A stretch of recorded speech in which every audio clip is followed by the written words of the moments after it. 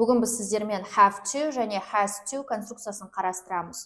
Өткен сабақ естеріңізде болса can және must'ты қарастырған болатынбыз. Сол жердегі бізде must деген сөз, tease деген сөз болатын. Осы модальный глаголдың синоним сөзі have to және has to. Бұны сіздер have gotпен шатастырмаңыздар, потому что have got ол біреуде бар деген сөз, иә? Ал енді сөйлем құрастырайық. Мысалы, I have to-ден кейін етістік инфинитив формасында қоясыздар. Инфинитив, то есть первый столбикте қоясыздар, иә? I have to go to school. Мен мектепке баруым керек.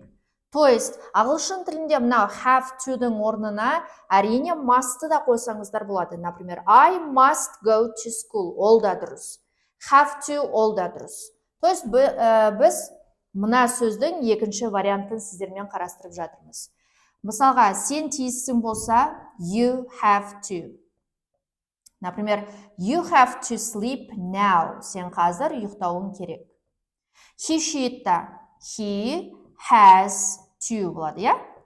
He she'тта глагол өзгереді, етістік. Например, he has to read a book. Ол кітап оқуы керек деген сөз. Мына has to-ды алып тастап тұрып must-ты қойсаңыздар да, ол да tease деген сөз. He must read a book. Ол кітап оқуы керек.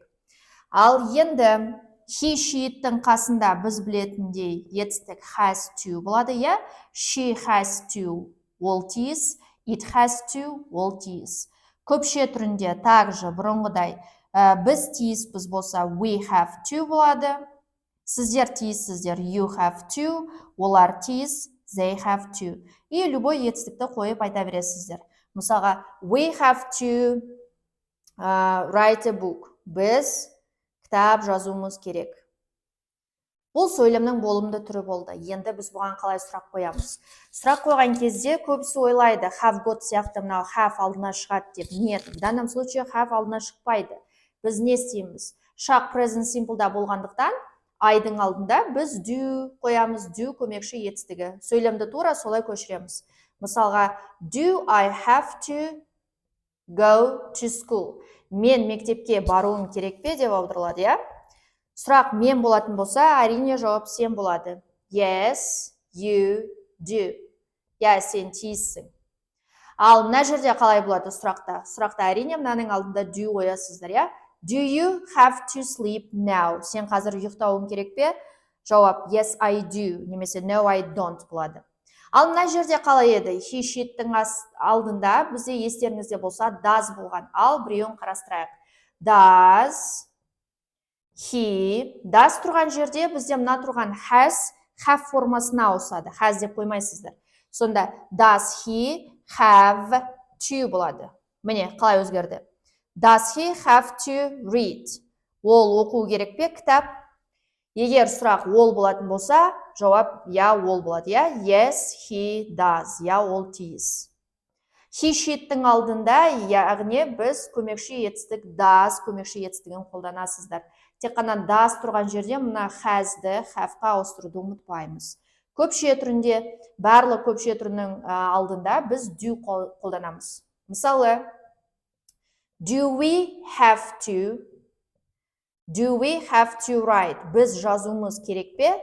Сұрақ біз болса, yes, you do десеңіздер болады, я, сіздер жазуларыңыз керек, қысқаша жауап. Ал енді негатив формада не істейміз? Негативта have-қа not қосуға болмайды. I haven't to деген конструкция жоқ. Қайтадан не істейсіздер? Do-ға not қосасыздар и қысқартасыздар. I don't, міне негатив жасап жатырмыз. I don't have to go. Мен бармауым керек. Сен болатын болса, you don't have to go. Сен бармауың керек. Ал енді he she'тта қалай болады? He, don't болмайды әрине. He doesn't.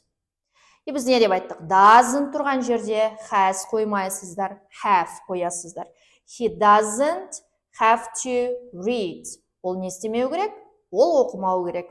Қызға қатысты болатын болса, she doesn't have to read. It doesn't have to read. Көпше түрінде әрине барлық жерде don't болады. We don't have to write. You don't have to write. They don't have to write. Міне осы таблицаға салып, must деген модальный глаголды have to мен ауыстырып сөйлем құрастыра бересіздер, guys. English is easy. See ya.